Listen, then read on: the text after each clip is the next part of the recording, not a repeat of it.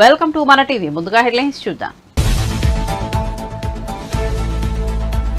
విజయవాడలో అభివృద్ధి పనులకు ముఖ్యమంత్రి జగన్ మంగళవారం శంకుస్థాపనలు. శాశ్వత హక్కులతో పేదలకు ఇళ్ల పట్టాలు పంపిణీ చేసిన సీఎం.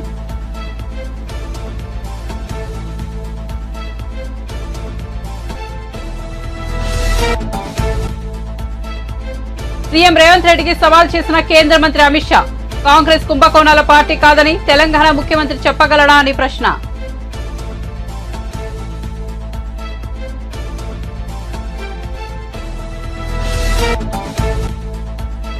చిలకలూరిపేట వైసీపీలో సంక్షోభం. అధిష్టానంపై తిరగబడిన వైసీపీ ఇన్ఛార్జి మంత్రిని రజని తన నుంచి 6.5 కోట్లు తీసుకుందనే ఆరోపణలు. సజ్జలకు చెప్తే 3 కోట్లు వెనక్కి ఇప్పించారని వెల్లడి.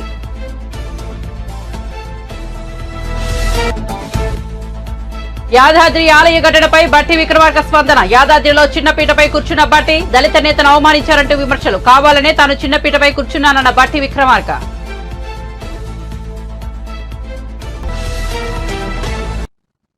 ఇక వార్త వివరాల్లోకి వెళ్తే, తెలంగాణ ముఖ్యమంత్రి రేవంత్ రెడ్డి నా ప్రశ్నకు సమాధానం చెప్పాలి. కాంగ్రెస్ పార్టీ కుంభకోణాల పార్టీ కాదని ఆయన చెప్పగలడా అని కేంద్ర హోంశాఖ మంత్రి అమిత్ షా సవాల్ చేశారు. ఎల్బీ స్టేడియంలో ఏర్పాటు చేసిన బహిరంగ సభలో ఆయన పాల్గొన్నారు. ఈ సందర్భంగా మాట్లాడుతూ రేవంత్ రెడ్డికి దమ్ముంటే తాను చెప్పేదే అబద్దమని చెప్పాలన్నారు. ప్రస్తుతం దేశంలో ఎక్కడకు వెళ్లినా మోదీ నామస్మరణే వినిపిస్తోందన్నారు. 400 ఎంపీ సీట్లు గెలిచి మోదీకి కానుకగా ఇద్దామని పిలుపునిచ్చారు. తెలంగాణ ప్రజల ఉత్సాహం చూస్తుంటే మోదీ 3వ ప్రధాని కావడం ఖాయంగా కనిపిస్తోందన్నారు. తెలంగాణలో బీజేపీ 12కు పైగా లోక్సభ స్థానాలు గెలుచుకోవాలని పిలుపునిచ్చారు. यहाँ आपकी संख्या, आपका उत्साह और आपका हौसला देखकर ये निश्चित है मोदी जी तीसरी बार प्रधानमंत्री बनने जा रहे हैं। भाई और बहनों, मैं देश भर के हर राज्य से जाकर आया हूं। मैंने यही उत्साह, यही हौसला और यही मोदी की दीवानगी को देखा है। मैं जहां गया मोदी मोदी के नारों से स्वागत होता है। भाई और बहनों, पूरा देश तय कर बैठा है कि अगली बार 400 पार, अगली बार मगर मैं आज तेलंगाना आया हूं। तेलंगाना की जनता को 2 हाथ जोड़कर विनती करने के लिए और तेलंगाना के कार्यकर्ताओं का आह्वान करने के लिए 400 पार होने वाला है।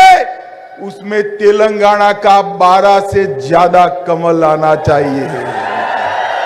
12 से ज्यादा सीटें तेलंगाना में भारतीय जनता पार्टी की हो और तेलंगाना को 75 साल के बाद ये निजाम की परछाई से दूर करने का काम तेलंगाना की सरकार। आज मैं तेलंगाना की जनता को कहने आया हूं, यहां 4 पार्टियां मैदान में है। एक कांग्रेस पार्टी, दूसरी टीआरएस, तीसरी मजलिस और चौथी भारतीय जनता पार्टी। भाई और बहनों, मुझे बताओ, टीआरएस कांग्रेस दोनों मजलिस से निजाम के प्रभाव से तेलंगाना को मुक्त कर सकते हैं क्या? जोर से बोलो, कर सकते हैं?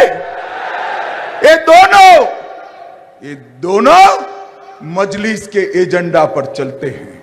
हमें लगा कि तेलंगाना की जनता ने कांग्रेस को मैंडेट दिया, शायद अब मजलिस का प्रभाव खत्म होगा। जैसे ही विधानसभा चालू हुई, आउट ऑफ वे जाकर सारे नियमों की धज्जी उड़ाकर मजलिस के नेता को टेम्पररी स्पीकर बनाकर कांग्रेस ने इनका सजदा करने की शुरुआत कर दी। ये दोनों पार्टियां हैदराबाद स्थापना दिन मना सकती है क्या? जोर से बोलो, मना सकती है क्या? सरदार पटेल का सम्मान कर सकती है क्या? नहीं कर सकते, क्योंकि ये वोट बैंक की लालच से डरते हैं। हम भारतीय जनता पार्टी के कार्यकर्ता वोट बैंक से नहीं डरते हैं। हम तेलंगाना के कल्याण और तेलंगाना के सम्मान को समर्पित पार्टी है। भाइयों और बहनों, ये तीनों पार्टियां परिवारवादी पार्टियां, कांग्रेस पार्टी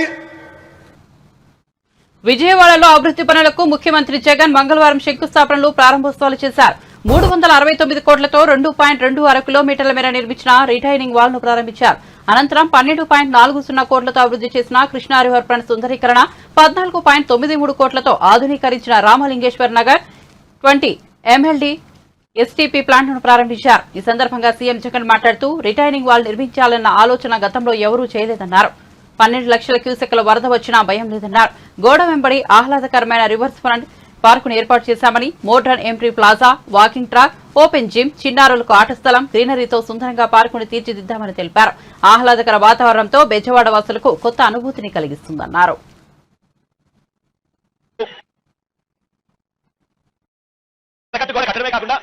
ఇక్కడ మన కృష్ణలంక ప్రాంతంలో ఉన్న మన అక్కచెల్లెమ్మలు, మన పిల్లలు, మన అవ్వలు, మన తాతలు అందరూ కూడా ఆహ్లాదకరంగా సాయంత్రం పూట అలా పార్క్ లో నడుచుకొని పోయేట్టుగా ఇదంతా కూడా సుందరీకరణ చేస్తూ ఈ 2 కరకట్టలు కట్టడమే కాకుండా కరకట్టు మీద ఆనందంగా సాయంత్రం పూట నడిచేట్టుగా, కూర్చున్నట్టుగా, ఆహ్లాదకరంగా ఉండేట్టుగా దీని పొడుగునా ఒక ఇటువైపున అటువైపున మంచి పార్కులు కూడా రూపొందించే కార్యక్రమాలు కూడా జరుగుతా ఉన్నాయి. ఇదే విజయవాడలో ఎప్పుడు జరగని విధంగా మీ బిడ్డ ప్రభుత్వంలో ఈ 5 సంవత్సరాల కాలంలో ఎప్పుడు జరగని విధంగా, ఎప్పుడు చూడని విధంగా దాదాపుగా 400 కోట్ల పైసలు ఖర్చు పెట్టి అంబేద్కర్ పార్కును కూడా మీ అందరి కళ్ళెదురునే ప్రారంభించడము, ఫౌండేషన్ తో ప్రారంభించడం 2 కూడా జరిగిన ఘటనలు కూడా చూశారు. అదే రకంగా ఇంతకుముందు విజయవాడ ఇంటర్నేషనల్ ఎయిర్పోర్ట్ ఇంతకుముందు పోవాలి అని అంటే ఒక్క ఫ్లైఓవర్ కూడా పూర్తి కాని పరిస్థితి నుంచి ఈ రోజు ఈ 58 నెలల కాలంలోనే ఆ పెండింగ్ లో ఉన్న ఫ్లైఓవర్ పూర్తి చేయడమే కాకుండా మరో 2 ఫ్లైఓవర్లు కూడా ఇప్పుడు అదే రోడ్లోనే కనిపిస్తాయి. కనకదుర్గమ్మ ఫ్లైఓవర్ కూడా కలుపుకుంటే ఇంకొక ఫ్లైఓవర్, ఇవన్నీ కూడా మన కళ్ళ ఎదురునే యుద్ధ ప్రాతిపదికన ఈ ప్రాజెక్టులన్నీ కూడా పూర్తయిపోయిన పరిస్థితులు కూడా కేవలం ఈ 58 నెలల కాలంలోనే కనిపిస్తా ఉన్నాయని చెప్పడానికి కూడా గర్వపడతా ఉన్నా. అదే రకంగా ఔటర్ రింగ్ రోడ్లు ఖాజా నుంచి చిన్నపల్లికి గుంటూరు ట్రాఫిక్ అంతా కూడా విజయవాడ మీద పోవాల్సిన అవసరం లేకుండా అటు నుంచి ట్రాఫిక్ పోయేట్టుగా ఆ ప్రాజెక్ట్ కూడా ఆల్మోస్ట్ అయిపోయింది. అది కూడా 2 నెలల్లో ఏకంగా దాన్ని కూడా రిబ్బన్ కట్టి ఓపెన్ చేసే విధంగా ఆ ప్రాజెక్ట్ కూడా జరుగుతా ఉన్నాయి పనులు. ఇవన్నీ కూడా గతానికి ఇప్పటికీ మధ్య తేడా గమనించి మనం అడుగుతా ఉన్నాం. మనమేమో ప్రతి అడుగులోనూ కూడా అభివృద్ధి అంటే ఇది అని చెప్పి ప్రతి ఇంటికి కూడా మంచి జరిగిస్తూ అభివృద్ధిని ప్రతి అడుగులోనూ చూపిస్తూ అడుగులు వేయిస్తా ఉన్నాం. మనం అటువైపున మన వ్యతిరేకులందరూ కూడా ఏమీ చేయరు కానీ అభివృద్ధి అంటారు. ఆలోచన చేయమని అడుగుతా ఉన్నారు. ఈ 58 నెలల కాలంలోనే మీ స్కూల్ బాగుపడ్డాయి, మీ హాస్పిటల్ బాగుపడ్డాయి, గ్రామీణ స్థాయిలో అయితే వ్యవసాయం చేసే తీరు కూడా బాగుపడింది. ఎప్పుడు జరగని విధంగా మార్పులన్నీ కూడా చోటు చేసుకుంటా ఉన్నాయి. ఎప్పుడు చూడని విధంగా వాలంటీర్ల వ్యవస్థ, సచివాలయం వ్యవస్థ మన ఇంటికి వచ్చి మన ఇంట్లో ఉన్న ప్రతి అక్కచెల్లెమ్మను, ప్రతి అవ్వతాతను, ప్రతి అన్న తమ్ముడిని కూడా ఆప్యాయంగా ఒక చెల్లెమ్మలా, ఒక తమ్ముడిలా పలకరిస్తూ మంచి చేసే కార్యక్రమం ఏ ఒక్క రూపాయి కూడా లంచం లేకుండా, వివక్ష లేకుండా జరిగిస్తా ఉన్న పరిస్థితులు కూడా కేవలం ఈ 58 నెలల కాలంలోనే మాత్రమే జరుగుతా ఉన్నాయనేది కూడా గమనించమని కోరుతా ఉన్నాం. వీటి అన్నిటి వల్ల మీ అందరికీ మంచి జరగాలని చెప్పి మనసారా కూడా కోరుకుంటూ ఇక కాస్త నేను 2-3 పట్టాలు ఇచ్చే కార్యక్రమాలు నేను చేస్తాను. ఆ తర్వాత మీ ఏరియాలకు వచ్చి మీ ఏరియాలలో ఎవరైతే పట్టాలు ఇవ్వాలో శ్రీను ఒక ఏరియాలకి, అవినాష్ తన ఏరియాలకి. భీమవరం మాజీ ఎమ్మెల్యే పులపర్తి ఆంజనేయులు జనసేన పార్టీలో చేరారు. మంగళగిరిలోని జనసేన పార్టీ ప్రధాన కార్యాలయంలో జరిగిన ఒక కార్యక్రమంలో పవన్ కళ్యాణ్ సమక్షంలో పులపర్తి పార్టీ కండువా కప్పుకున్నారు. ఈ సందర్భంగా పవన్ కళ్యాణ్ ఆసక్తికర వ్యాఖ్యలు చేశారు. గ్రంథి శ్రీనివాసరావు కాపు కులస్తులని, మనవాడని అందరూ వెనకేసుకొస్తే అతడు చేసే చెడ్డ పనులని, దుర్మార్గపు పనులని ఆ చుట్టుపక్కల కాపు సామాజిక వర్గీయులందరికీ వర్తిస్తాయని వెల్లడించారు. ఇది చాలా లోతుగా ఆలోచించాల్సిన విషయమని అన్నారు.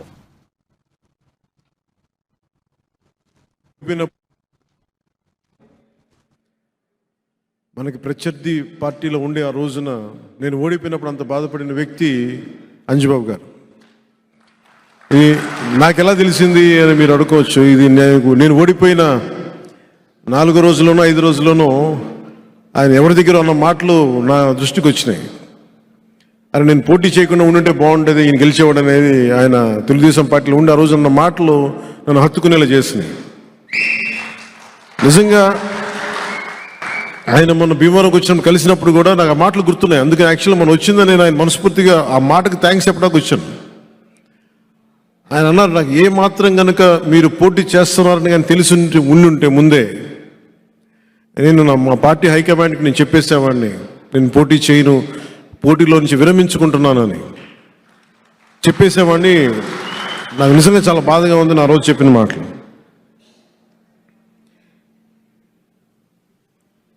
ఇన్ని సంవత్సరాలుగా ఉండటానికి ఒక నివాసం అడిగాను భీమవరంలో. నేను ఒకటే నిర్ణయించుకున్నాను, ఈ ఆఫీసు ఎలా మనం ఇక్కడ కూర్చొని చేసుకుంటున్నామో భీమవరం జనసేన పార్టీ ఆఫీసు ప్రారంభిస్తాం.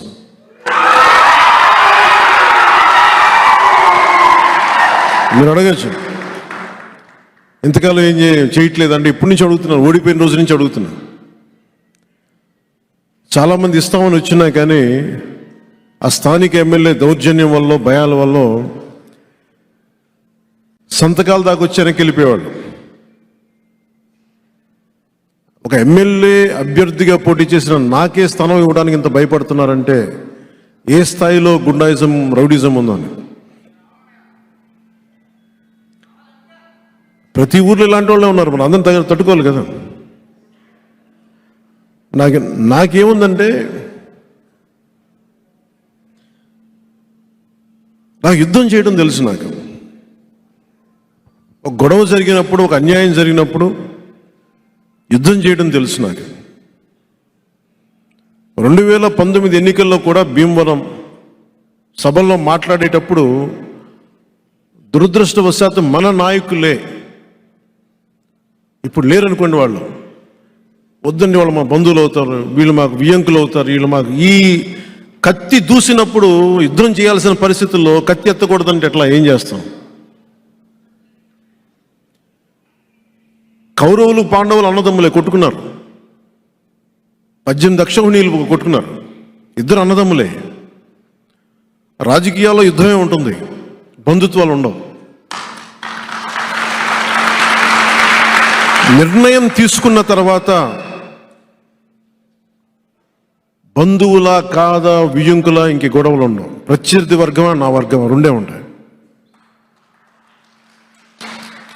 నాకు పోయిన ఎన్నికల్లో యుద్ధం చేయడానికి బంధుత్వాలు, ఆడబిడ్డలు, మా బిడ్డను ఇచ్చాం మీరేం అనకూడదంటే నేనేం మాట్లాడగలను చెప్పండి. నాకు నిజంగా అప్పుడు బాధ అనిపించింది. నాలాంటి వాడిని మీరు ఏ కడపలో పెట్టుంటే బాగుండేది, ఇక్కడ పెట్టారు, నాకు అనవసరంగా అనిపించింది. డైరెక్ట్ జగన్మోహన్ రెడ్డి మీద పోటీ చేస్తుంటే బాగుండేది, నాకు తేలిగ్గా. అక్కడ నాకు ఆ ఓటమి ఇష్టం, నాకు ఈ ఓటమి కంటే. గత ప్రభుత్వంలో ఆర్టీసీ సిబ్బంది జీతాల కోసం ఇబ్బంది పడ్డారని, ఆర్టీసీ సంస్థ ఆస్తులను కోల్పోతుందనే ఆందోళన ఉండేదన్నారు ఉప ముఖ్యమంత్రి బట్టి విక్రమార్క. ఆర్టీసీ కార్మికులకు బాహుప్రకటన స్వేచ్ఛ కూడా ఉండేది కాదన్నారు. మంగళవారం హైదరాబాద్ నెక్లెస్ రోడ్లో బీఆర్ అంబేద్కర్ స్టాచ్యూ దగ్గర 25 మెట్రో ఎలక్ట్రిక్ బస్సులను మంత్రి పొన్నం ప్రభాకర్ తో కలిసి డిప్యూటీ సీఎం ప్రారంభించారు. అనంతరం ఆయన మాట్లాడుతూ ప్రజాపాలనలో ఆర్టీసీకి పునర్వైభవం తీసుకొచ్చిందన్నారు. టీఎస్ఆర్టీసీ అభివృద్ధికి ప్రభుత్వ సహాయం అందిస్తూనే ఉంటుందని తెలిపారు. ప్రభుత్వ రంగ సంస్థలను కాంగ్రెస్ ప్రభుత్వం కాపాడుకుంటుందన్నారు ఆయన. 25 ఎలక్ట్రిక్ బస్సులను అందుబాటులోకి తెచ్చామని, ఆగస్టు నాటికి మొత్తం 500 ఎలక్ట్రిక్ బస్సులను అందుబాటులోకి తెస్తామని చెప్పారు. 10 లక్షల పైబడి ఆరోగ్యశ్రీకి సంబంధించినటువంటి ఉపయోగపడేటట్టుగా మేము అనౌన్స్ చేసినటువంటి ఆరోగ్యశ్రీ పథకం 10 లక్షలు కానీ, లేకపోతే 500 రూపాయలకే గ్యాస్ సిలిండర్లు ఇచ్చేటువంటి కార్యక్రమం కానీ, 200 యూనిట్ల వరకు ఉచితంగా అర్హత కలిగినటువంటి తెల్ల రేషన్ కార్డు లబ్ధిదారులందరికీ సంవత్సరాల్లో ఏమి చేయలేకపోయారు. కానీ మేము ఇచ్చినటువంటి మాట ప్రకారంతో ఆనాడు కాంగ్రెస్ పార్టీ ఆధ్వర్యంలో ఇచ్చిన ప్రతి గ్యారంటీని ప్రజలకు అందుబాటులో తీసుకొని రావడం కోసం ఒక నిబద్ధతతో కూడినటువంటి ప్రణాళికాబద్ధంగా ప్రతి మంత్రి ఈరోజు పనిచేస్తూ ఉన్నారు. కాబట్టి మేము చెప్పిన 6 గ్యారంటీల్ని గత ప్రభుత్వాలు చెప్పినటువంటి హామీలు 10 సంవత్సరాలైనా చేయలేకపోయారు. కానీ మేము 3 మాసాల్లోనే మేము ఇచ్చినటువంటి గ్యారంటీలన్నింటినీ అమలు చేసే కార్యక్రమం ముందు పోతాం. 10 సంవత్సరాలు ఇంటికో ఉద్యోగం అన్నారు, 3 ఎకరాల భూమి అన్నారు, డబల్ బెడ్రూమ్ ఇల్లు అన్నారు, ఇలా చెప్పుకుంటూ పోతే అనేక హామీలు ఇచ్చారు. కానీ 10 సంవత్సరాల్లో ఏమి చేయలేకపోయారు. కానీ మేము ఇచ్చినటువంటి మాట ప్రకారం కేవలం 90 రోజుల్లోనే ఇన్ని హామీలు అమలు చేస్తూ ఉన్నామంటే ఎంతో నిబద్ధతతో ఈ మంత్రివర్గంలో ఉన్నటువంటి సహచరులు రేంబౌళ్ళు కష్టపడి ఆలోచన చేసి నిబద్ధతతో సంకల్పంతో పనిచేస్తున్నారు. కాబట్టి ఇవి మేము సాధించగలిగాం. కోట్ల మంది 0 టికెట్ల మహిళలు ప్రయాణం జరుగుతున్నా, లేకపోతే 10 లక్షల పైబడి ఆరోగ్యశ్రీకి సంబంధించినటువంటి ఉపయోగపడేటట్టుగా మేము అనౌన్స్ చేసినటువంటి ఆరోగ్యశ్రీ పథకం 10 లక్షలు కానీ, లేకపోతే 500 రూపాయలకే గ్యాస్ సిలిండర్లు ఇచ్చేటువంటి కార్యక్రమం కానీ, 200 యూనిట్ల వరకు ఉచితంగా అర్హత కలిగినటువంటి తెల్ల రేషన్ కార్డు లబ్ధిదారులందరికీ 200 యూనిట్ల వరకు ఉచితంగా కరెంట్ ఇచ్చేటువంటి కార్యక్రమం కానీ, నిన్నటికి నిన్న ఈ రాష్ట్రంలో పేద ఇంటి తల్లులు కళ ఇంటి కళ నెరవేర్చడం కోసం మేము లాంఛనంగా శ్రీ సీతారామచంద్ర భద్రాచలం స్వామివారి సన్నిధిలో పేదవాళ్ళందరికీ ఇల్లు ఉండాలనే ఆలోచనతో నిన్న మేము లాంచ్ చేసినటువంటి ఇందిరమ్మ ఇంటి కళని నిజం చేస్తూ నిన్న మేము ప్రకటించాం. అధికార వైసీపీకి టికెట్ల వ్యవహారం పెద్ద తలనొప్పిగా మారింది. చిలకలూరుపేట వైసీపీ ఇన్ఛార్జ్ మల్లెల రాజేష్ నాయుడిని ఒప్పించి తప్పించి మరొకరికి టికెట్ ఇస్తారంటూ ప్రచారం జరుగుతోంది. ఈ నేపథ్యంలో రాజేష్ నాయుడు కార్యకర్తల సమావేశం ఏర్పాటు చేశారు. మంత్రి విడుదల రజనీపై తీవ్ర ఆరోపణలు చేశారు. మంత్రి రజనీ తన నుంచి 6.5 కోట్లు తీసుకున్నారని రాజేష్ వెల్లడించారు. ఈ విషయం సజ్జలకు చెబితే కేవలం 3 కోట్లు వెనక్కు ఇప్పించారని, మిగతా డబ్బులు అడిగితే వదిలేండయ్యా అని సజ్జలు చెప్పారని వివరించారు. మిగతా డబ్బులు ఇవ్వకుండా మంత్రి రజనీ మోసం చేశారని రాజేష్ ఆగ్రహం వ్యక్తం చేశారు. ఈ రోజు వైఎస్ఆర్ కాంగ్రెస్ పార్టీలో నిజంగా 2019 ఎన్నికల్లో వీళ్ళందరికీ న్యాయం జరిగిందని ప్రతి ఒక్కరూ ఆ రోజు మర్రి రాజశేఖర్ గారు మంత్రి అవుతారని, మరి అలాగే మేము కూడా అలాంటి సీనియర్ నాయకులు మాకు ఉన్నారు మంత్రి అవుతాడని, ఆయన అడుగుజాడలో మన నియోజకవర్గం బాగుంటుందని చెప్పేసి మేమందరం పనిచేశాం. పనిచేసిన క్రమంలో మాకు కుటుంబ సభ్యులుగా ఆప్తులుగా తయారై మొత్తం అందరం కూడా ఈ రోజు నాతో సన్నిహిత సంబంధంగా తయారవడమే ఒకటే కొత్తగా అనేది లేదు. అసలు అందరం ఒకరింటో ఒకరు భోంచేస్తా ఉంటాం. ఇటువంటి పరిస్థితుల్లో ఏదో ఊరికే కాదన్నా, ఖచ్చితంగా నా మనస్ఫూర్తిగా నేను చెప్తున్నాను, నాకు కాని పక్షంలో మర్రి రాజశేఖర్ గారికి ఇస్తే 20 కోట్లు నేను సంపాదించాను.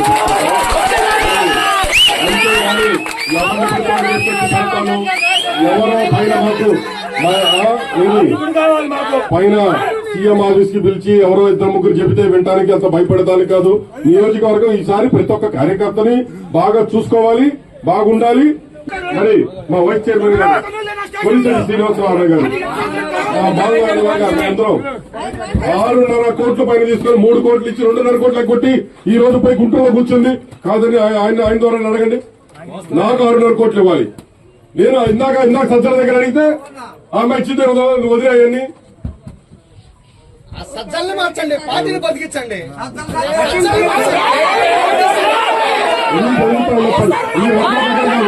ఎంత మంది దగ్గర ఎన్ని రకాలు చేశారు. ఇలాంటి ఎమ్మెల్యేలు మాకొద్దు. ఈ రోజు గుంటూరు నుంచి ఎవరు వస్తారా, లేకపోతే విజయవాడ నుంచి ఎవరు వస్తారో మాకు అవసరం. చిలకలూరుపేట వ్యక్తిగా ఇక్కడ నేను ఉన్నానా లేదా అనే దానికన్నా చిలకలూరుపేట వ్యక్తిని, నిజమైన వ్యక్తి, కరెక్ట్ అయిన వ్యక్తిని పెట్టండి. నిన్న చిలకలూరుపేట వ్యక్తిని ఇచ్చారు. ఒక ఆడపిల్ల కష్టం తెలుసన్నారు, అదన్నారు, ఇదన్నారు. మీరు అన్నట్లే ప్రతి ఒక్కళ్ళు ఏదేదో పాటలు పెట్టారు. అందుకే ఎవరన్నా పాటలు తయారు చేయించమంటే ఎందుకురా బాబు పాటలు తయారు చేస్తే మనకు అచ్చుపట్లేదు అన్న. కనీసం అక్కడ అవసరం ఉంటారు. అక్కడ కాబట్టి మనోహర్ అక్కడే పెట్టి ఇక్కడ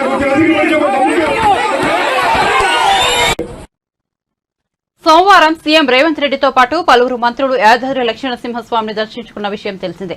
అయితే పూజలో కూర్చున్న సందర్భంగా రేవంత్ రెడ్డి, మంత్రులు కోమిటిరెడ్డి వెంకటరెడ్డి, ఉత్తమ్ కుమార్ రెడ్డిలు పెద్దపీటలపై కూర్చోగా డిప్యూటీ సీఎం మల్లుబట్టి విక్రమార్క చిన్నపీటపై కూర్చున్నారు. ఈ నేపథ్యంలో కాంగ్రెస్ పార్టీపై బీఆర్ఎస్, బీఎస్పీలు విమర్శలు గుప్పించాయి. దళిత నేతకు దేవుడి సమక్షంలో తీవ్ర అవమానం జరిగిందంటూ విమర్శలు ఎక్కుపెట్టాయి. ఈ నేపథ్యంలో బట్టి విక్రమార్క మాట్లాడుతూ యాదాద్రిలో జరిగిన ఘటనపై అర్థం పర్థం లేకుండా ట్రోల్ చేస్తున్నారని మండిపడ్డారు. యాదాద్రి లక్ష్మణసింహస్వామికి ప్రత్యేక పూజలు చేశామని, కావాలనే తాను చిన్నపీట మీద కూర్చున్నానని చెప్పారు. బంజారాహిల్స్ లో జరిగిన సింగరేణి గెస్ట్ హౌస్ శంకుస్థాపన కార్యక్రమంలో ఆయన పాల్గొన్నారు. ఈ సందర్భంగా మాట్లాడుతూ ఈ వ్యాఖ్యలు చేశారు.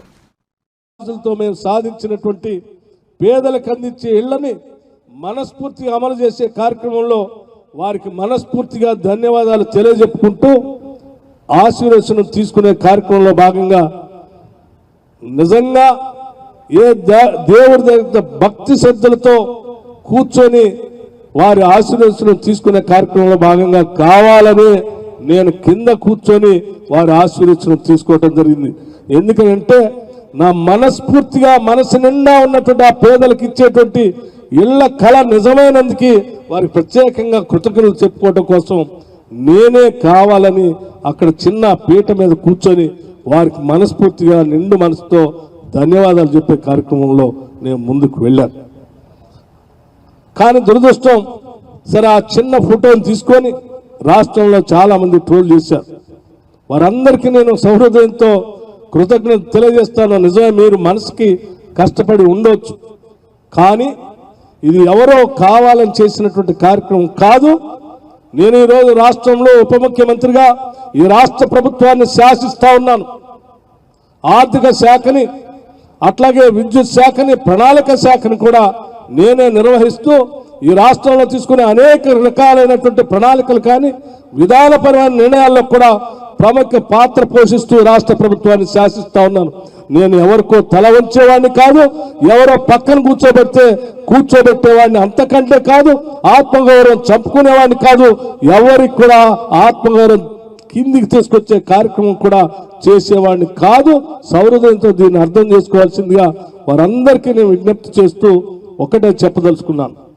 ఈరోజు మనం ఏ పేదవాళ్ళ కోసం అయితే, ఏ నిరుద్యోగ యువకుల కోసం అయితే, ఏ ఇల్లు లేనటువంటి వాళ్ళ కోసం అయితే, ఏ పేదవాళ్ళు 200 యూనిట్ల వరకు కరెంటు బిల్లులు కావాలని కోరుకున్నారో అటువంటి వారి కోసం ఈరోజు కంకణబద్దులై పనిచేస్తున్నాం. చిత్తశుద్ధితో ఈ సంకల్పాన్ని అర్థం చేసుకోవాల్సిందిగా ప్రజలందరికీ కూడా నేను విజ్ఞప్తి చేస్తా ఉన్నాను.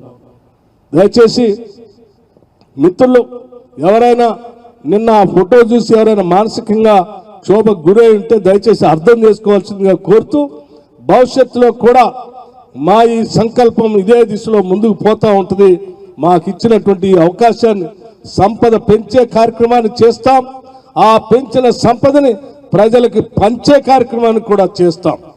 ఈరోజు వైఎస్ఆర్ కాంగ్రెస్ పార్టీ ఆవిర్భావ దినోత్సవాన్ని మంగళవారం ఘనంగా నిర్వహించారు. ఆవిర్భావ దినోత్సవం సందర్భంగా తాడేపల్లిలోని పార్టీ కేంద్ర కార్యాలయంలో పార్టీ జెండా ఆవిష్కరించారు. సీనియర్ నేత ఎమ్మెల్సీ ఉమ్మారెడ్డి వెంకటేశ్వర్లు, మంత్రి జోగి రమేష్, ఎమ్మెల్సీ వరదు కళ్యాణి, పార్టీ రాష్ట్ర ప్రధాన కార్యదర్శి లేళ్ల అప్పిరెడ్డి, ఎంపీ నందిగాం సురేష్, ఎమ్మెల్యే హఫీజ్ ఖాన్, పలు కార్పొరేషన్లు, చైర్మన్లు, డైరెక్టర్లు, కార్యకర్తలు హాజరయ్యారు.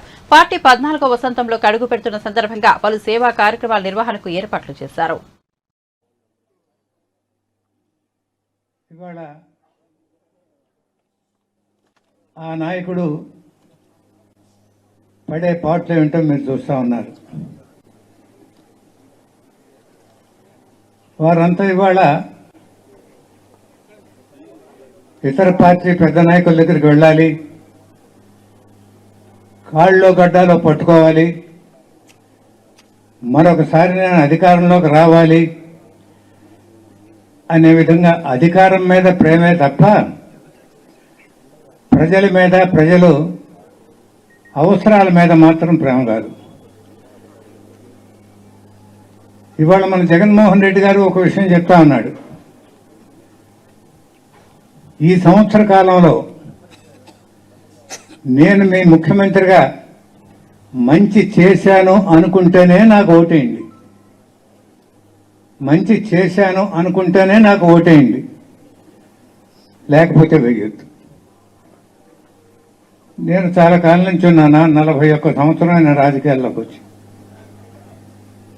ఏ ముఖ్యమంత్రి కూడా నేను మంచి చేస్తేనే నాకు ఓటేయండి అని ప్రజల ముందుకు వెళ్ళినటువంటి ముఖ్యమంత్రులు లేరు.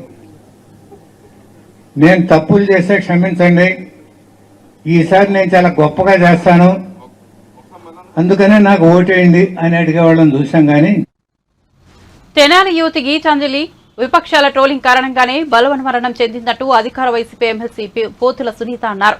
నిండు ప్రాణాన్ని టీడీపీ, జనసేన మూకలు బలి తీసుకున్నాయని ఆవేదన వ్యక్తం చేశారు. వాళ్ళకి న్యాయం చేశావా?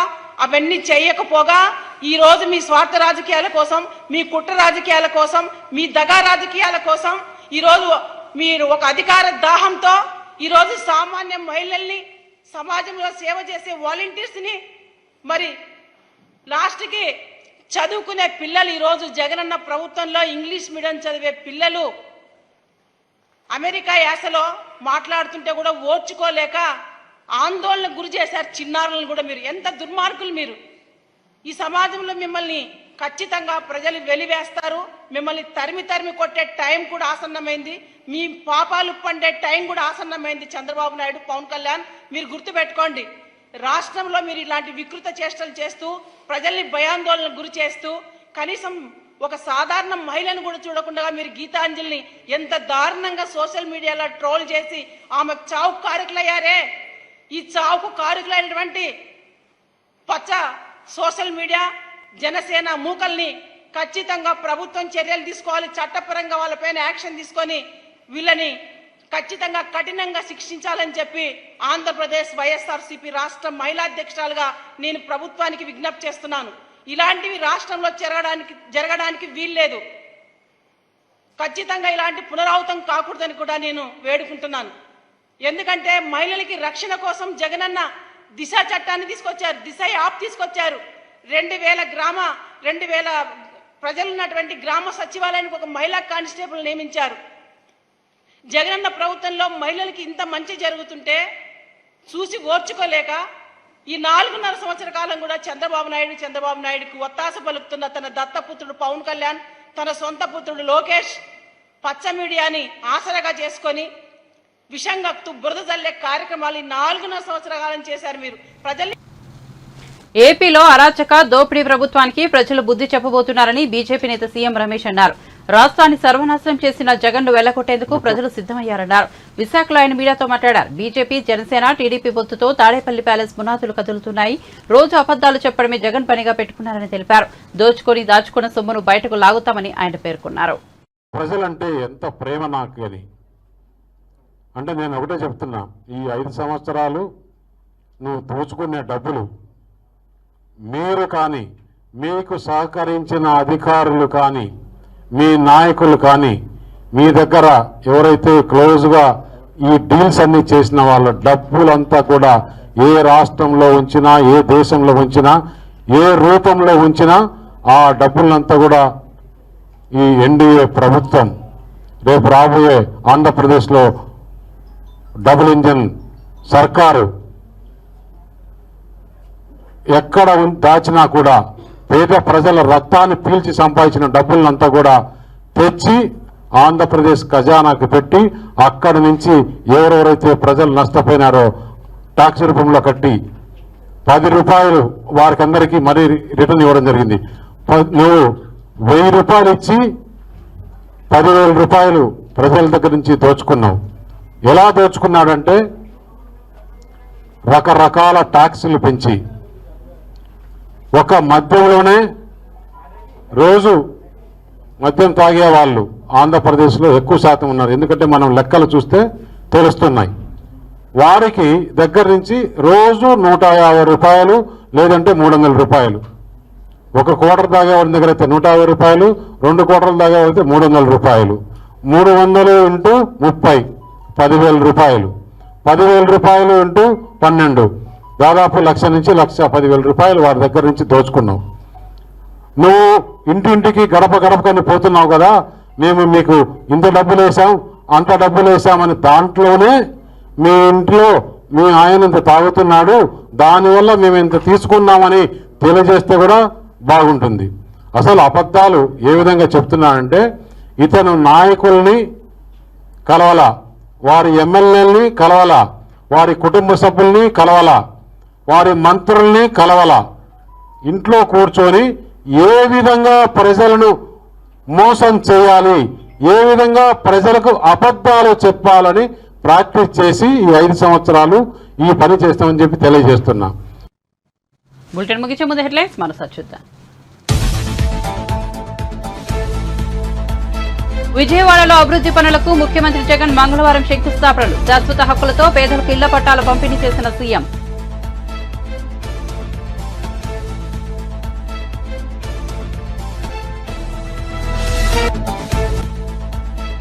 సీఎం రేవంత్ రెడ్డికి సవాల్ చేసిన కేంద్ర మంత్రి అమిత్ షా. కాంగ్రెస్ కుంభకోణాల పార్టీ కాదని తెలంగాణ ముఖ్యమంత్రి చెప్పగలడా అని ప్రశ్న.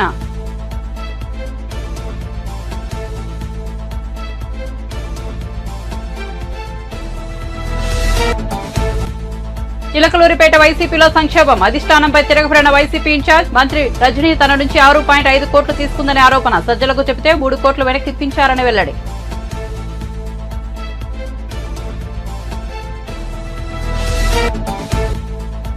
యాదాద్రి ఆలయ ఘటనపై బట్టి విక్రమార్క స్పందన. యాదాద్రిలో చిన్నపీటపై కూర్చున్న బట్టి దళిత నేతను అవమానించారంటూ విమర్శలు. కావాలనే తాను చిన్నపీటపై కూర్చున్నానన్న బట్టి విక్రమార్క.